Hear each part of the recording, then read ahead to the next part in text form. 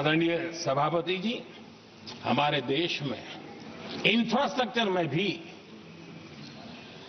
भेदभाव की बू आती रही है।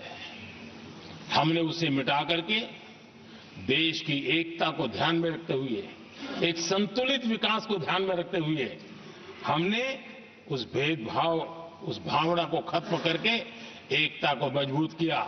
हमने नॉर्थ ईस्ट हो या जम्मू कश्मीर हो, हिमालय की गोद के इलाके हो या रेगिस्तान के सटे हुए इलाके हो, हमने पूरी तरह इंफ्रास्ट्रक्चर को एक सामर्थ्य देने का प्रयास किया है ताकि एकता के भाव को अभाव में से कारण कोई दूरी पैदा न हो, उसमें से बदलने का हमने काम किया।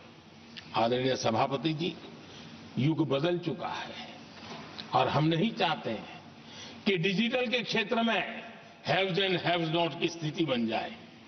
देश के लिए समान रूप से, और इसलिए दुनिया के अंदर बड़े गर्व के साथ हम कहते हैं कि भारत का जो डिजिटल इंडिया की जो सक्सेस स्टोरी है, उसका एक कारण है हमने टेक्नोलॉजी को डेमोक्रेटाइज करने का प्रयास किया है।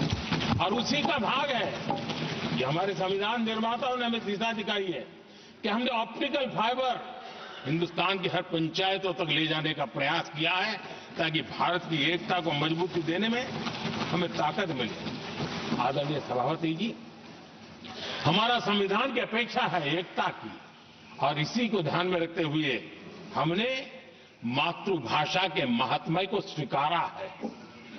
मातृभाषा को दबा करके हम देश के जनमानस को संस्कारित नहीं कर सकते, और इसलिए हमने न्यू एजुकेशन पॉलिसी में भी मातृभाषा को बहुत बल दिया है। और अब मेरे देश का गरीब का बच्चा भी मातृभाषा में डॉक्टर, इंजीनियर बन सकता है, क्योंकि हमारा संविधान सबसे पीछे है, उनकी सबसे दरकार करने का हमें आदेश देता है। इतना ही नहीं, हमने क्लासिकल लैंग्वेज की दिशा में भी कई लैंग्वेजेज जो जिनका हक बनता था, उनको हमने उस स्थान पर रख करके हमने उनका सम्मान किया था।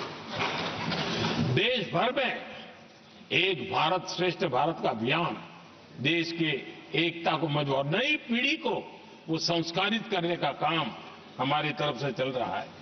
आदरणीय सभापति जी, काशी तमिल संगमम और तेलुगु काशी संगमम ये आज एक बहुत बड़ा इंस्टीट्यूशनलाइज हुआ है और समाज के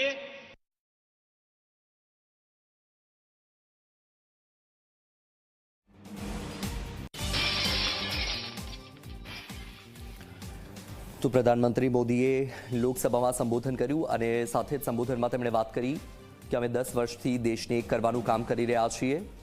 કલમ 370 દેશની એકતા સામે અવરોધ હતી, તેને પણ હટાવી, સાથે દેશની આર્થિક એકતા માટે જીએસટીનું યોગદાન પણ ઘણું મોટું હોવાની પણ વાત કરી।